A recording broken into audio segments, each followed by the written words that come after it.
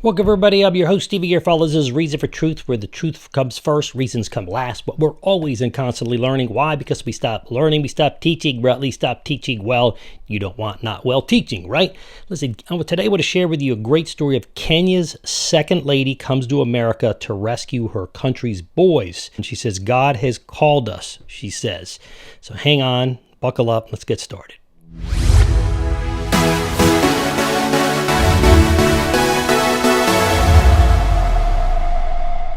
Welcome everybody, I'm your host Stevie Garofalo. This is Reason for Truth, where the truth comes first or reasons come last, but where we're always and constantly learning. Because we stop learning, we stop teaching, or at least stop teaching well.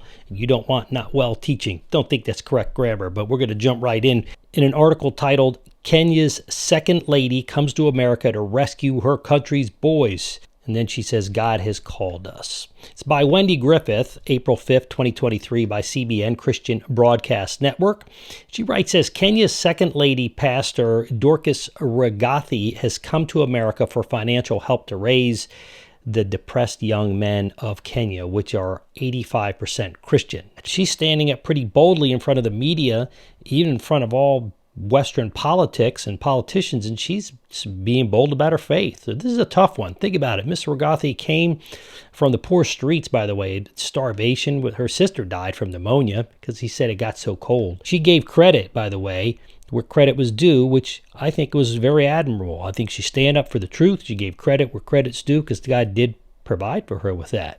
All the provisions and blessings to where she's at today. It's very similar to Joseph, I believe. And know that she became determined to serve and elevate up these visionless boys, Christian boys and young men of her nation who have just gone to poverty and sometimes drugs and all kinds of bad things. But Rigathi understands that the true enemy, and who it is, she doesn't turn around and blame other human beings. She blames Satan himself, not one another, as human beings for the problem. I believe God is going to bless her for doing that. So Rigathi, as a person of strong Christian faith and conviction, has it right. And we as Americans, including every other nation that as Christians, are wise to follow Rigathi as an example of her quest and mission and her boldness to proclaim her faith and to restore the young men of her nation. I find very few heroes in today's world, but I found one in Rigathi. In our dark, seemingly godless world, Rigathi's shown us how we can be, and as such, I accept being kindly informed by Miss Rigathi, by the example of the love and the truth of Jesus Christ that this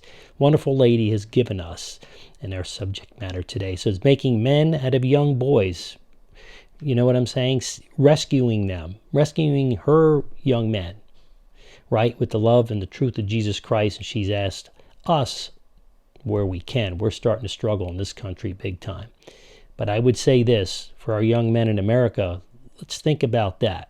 Let's take ownership of what God has given us, given you your health, given you a family. Getting back to the country of Kenya, Kenya is 85% Christian. And Rigathi and her husband, they're strong believers in Jesus Christ. Rigathi says boldly that Satan is trying his best to infiltrate Kenya. She says anything Satan wants to destroy goes after. It goes for the boy, she says. Those are her words.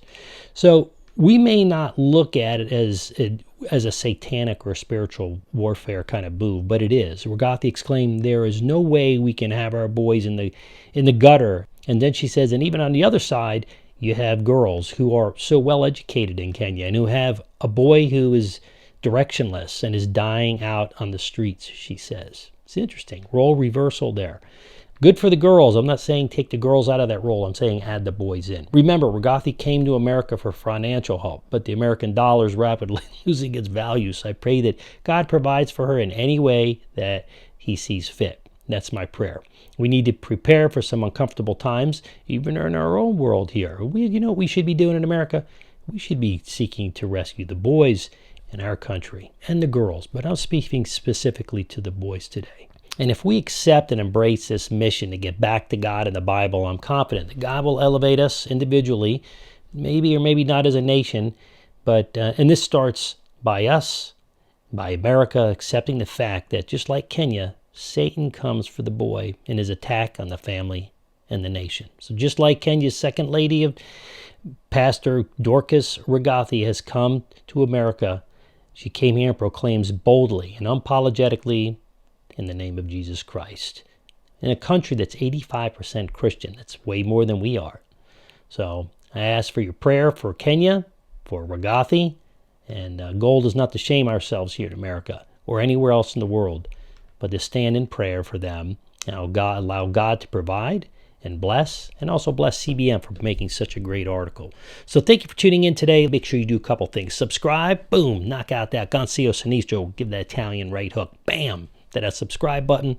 Kindly hit that alert bell. That's a more gentleman thing to do than scrapping, right? And also make sure you join my community, StevieGarofalo.com. Don't wait, do it now. It's free. You could pay the subscriber level $5 a month, and you can get the podcast on audio early, but you don't need to do that. You can get my daily devotional and all kinds of cool articles, and you can do so daily. Just do that, StevieGarofalo.com. Thank you for tuning in. I'm your host, Stevie Garofalo, and this is your Reason for Truth for today.